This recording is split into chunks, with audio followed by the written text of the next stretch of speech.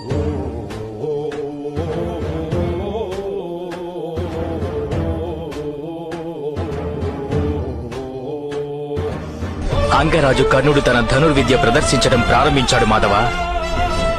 రథాన్ని అతని దిశగా తీసుకువెళ్ళండి. వారికి ప్రణామాలు చేసే సమయం ఆసన్నమైంది. అంగరాజ కర్ణ, మనం గదాయుద్ధం చేద్దాం. ఎందుకంటే మీరు పరాజితులైన తర్వాత మీరు సిగ్గుపడనవసరం ఉండదు కదా. చాలా మంచి ఆలోచన అది అర్జున. కాచుకో, నేనిప్పుడు నీ మీదకు గద విసురుతాను. నీ ప్రాణాలను కాపాడుకో.